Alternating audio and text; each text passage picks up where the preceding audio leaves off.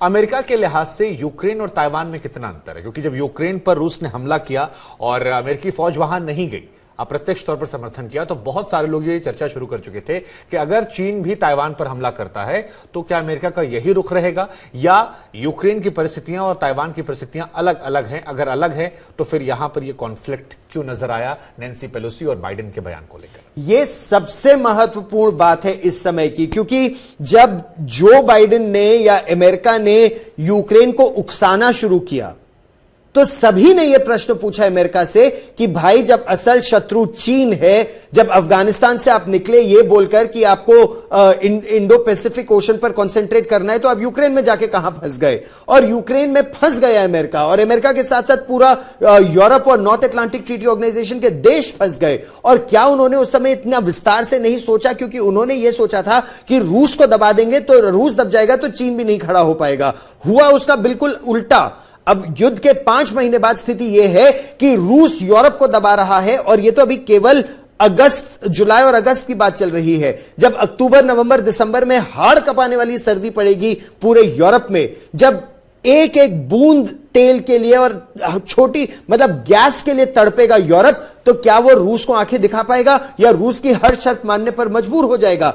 और वैसी परिस्थिति में एक बहुत ताकतवर रूस, बहुत ताकतवर चीन, क्या अमेरिका ने बेकार में एक शत्रु को खड़ा कर दिया रूस के रूप में? यह भी प्रश्न पूछा जा रहा है। और जिस तरह से क्या मदद की उन्होंने यूक्रेन की, क्या उसी तरह की मदद करेगा ताइवान की, या और सैन्य मदद के साथ साथ सैनिक भी भेज के मदद करेगा ताइवान की? यह सबसे बड़ा प्रश्न इस समय दुनिया भर के प्रजातंत्र के सामने है, क्योंकि यह याद रखिएगा कि ताइवान एक प्रजातंत्र है, छोटा सा देश लेकिन बहुत मजबूत देश। लड़ाकू विमान उनके पास भी है, ड्रिल्स वो भी करते हैं, जहाज उनके पास भी है, और उनकी कोशिश यही है कि आखिरी दम तक, आखिरी व्यक्ति तक वो अपनी स्वतंत्रता को बचाए रखेंगे। अब इन सब के बीच मुझे एक शख्सियत के बारे में बार बार बात करना चाहूंगा मैं, जो बाइडेन। क्योंकि अमेरिका सुपर ताकतवर है नहीं है, ये बहुत कुछ वहां के राष्ट्रपति के सोच पर भी निर्भर करता है, उनके फैसलों पर निर्भर करता है।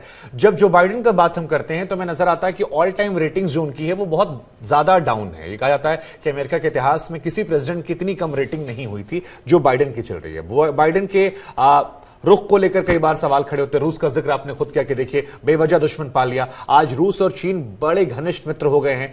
क्या ये जो रूस का युद्ध है उससे भी चीन को यह प्रेरणा मिली है कि वो अमेरिका को अगर आज ये धमकी दे रहा है कि देखिए अगर आप आएंगे तो हम यहां पर ये करेंगे? क्योंकि ऐसी धमकियां रूस ने भी दी और फिर हमने देखा कि अमेरिका ने कदम नहीं उठाए, चाहे नो फ्लाई जोन की बात हो या बाकी फैसले हो। रूस यूक्रेन युद्ध में अप्रत्यक्ष तौर पर अमेरिका रहा, लेकिन जहां जहां रूस ने कड़ा रुख अख्तियार किया अमेरिका को लेकर, वो हथियार ही भेजे तो लिमिट करके भेजा ताकि वो उनकी जो सीमाएं हैं वो रूस तक ना पहुंच पाए। तो क्या इससे भी एक बढ़ावा चीन को मिला है, और ये बाइडेन का जो लचीलापन या रुख जो है वो अमेरिका को कहीं ना कहीं कमजोर या कम से कम सवालिया निशान जो हम कह रहे हैं कि अगर आज हम बात भी कर रहे हैं कि नंबर 1 ये या नंबर 1 वो, ये सवाल के पीछे वो रुख उनके वजह हो सकता है? ये जो बाइडेन का जो रवैया है और जो बाइडेन के एडमिनिस्ट्रेशन का जो रवैया है, ये कई प्रश्न उठाने पर मजबूर कर देता है दुनिया को। और भारत ने लगातार सचेत किया था अमेरिका को, जब रूस और यूक्रेन के बीच तनाव बढ़ रहा था, जब लड़ाई पूरी तरह से शुरू भी नहीं हुई थी, भारत लगातार सचेत कर रहा था कि बातचीत के जरिए इसको सुलझाइए, बातचीत के जरिए इसको युद्ध की स्थिति ना हो जाए, क्योंकि कॉन्सेंट्रेट इंडो पैसिफिक में करना है। सबसे बड़ा जो इस समय सबसे बड़ी चैलेंज दुनिया के लिए है, वो चैलेंज चाइना है, चैलेंज रशिया नहीं है। रशिया से तो बातचीत करके उनको समझाया जा सकता है, चाइना बातचीत समझता ही नहीं है। और यह बात न केवल भारत बल्कि इस पूरे क्षेत्र का हर देश जानता है। और इसके बावजूद रशिया और यूक्रेन की लड़ाई में अमेरिका इस तरह से घुसा, या इस तरह से उसने उकसाया इनको, यूक्रेन को, कि यह स्थिति ऐसी हो गई, और इससे चाइना भी इम्बोल्डन हो गया है। लेकिन जमीनी स्थिति अगर आप देखें, अगर आप दोनों देशों के हथियार देखें, हर परिस्थिति में अमेरिका बहुत ताकतवर है। चाइना गीदड़ भपकी दे रहा है, चाइना अमेरिका जितना ताकतवर नहीं है। ताकतवर है, ये बात बिल्कुल बहुत ताकतवर है। लेकिन एक सच ये भी है कि अमेरिकन अपनी जान पर नहीं बनाते हैं, वो हमेशा युद्ध का मैदान वो चुनते हैं जो किसी और का होता है, बंदूक किसी और के सर पर रखते हैं और वहां पर लड़ते हैं। तमाम देशों का उदाहरण ये है, वो अपने आप को सेफ रखते हैं। ऐसे में सवाल ये कि आप ताकतवर है, लेकिन जो देश आपके सहारे युद्ध लड़ रहे हैं, यूक्रेन का एग्जाम्पल हमारे सामने है, आज यूक्रेन की जनता सवाल पूछती होगी कि इन 150 दिनों में उसने क्या हासिल किया, क्योंकि लड़ाई ऐसा लग रहा है कि अमेरिका और रूस लड़ रहे हैं, वो सिर्फ एक मोहरा बने हुए हैं।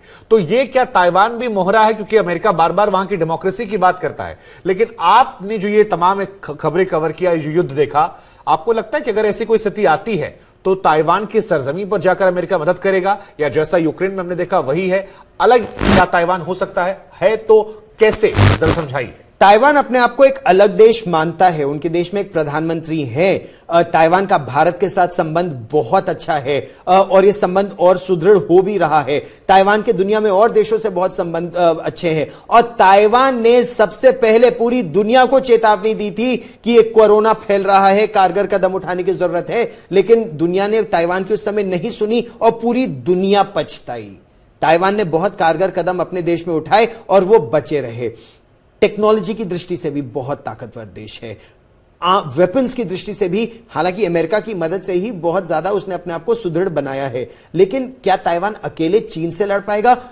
वो कहते तो हैं कि वो आखिरी गोली, आखिरी दुश्मन, वो जज्बा उनमें है, लेकिन क्या दुनिया भर के और प्रजातंत्र एकजुट होंगे? देखिए, चीन भी, उसको ट्रेड तो करना ही है ना दुनिया भर के साथ। अगर सैंक्शंस होंगे, अगर और प्रतिबंध लगाए जाएंगे तो चीन को भी के लिए भी समस्या बड़ी होगी और इसीलिए चीन भी इस गीदड़ भभकी बहुत देगा, लेकिन गीदड़ भभकी के आगे क्या, ये चीन भी सोच समझकर कार्रवाई करेगा।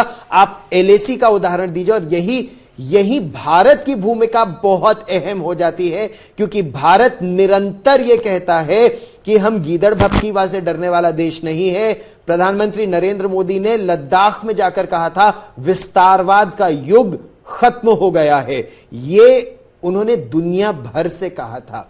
चीन वो लेसन समझा या नहीं, यह अलग बात है, लेकिन भारत लगातार चीन को यह बताने का भी प्रयास कर रहा है कि जब तक विस्तारवाद वास्तविक नियंत्रण रेखा पर खत्म नहीं होगा, दोनों देशों के संबंध मजबूत नहीं होंगे। हम इंसेंटिवाइज, भारत एक तरह से व्यापार जो बढ़ रहा है वो ये है कि अगर शांति हो तो दोनों देशों का फायदा है, लेकिन अगर शांति न हो तो आने वाले समय में इसका नुकसान सभी को होगा। ठीक है।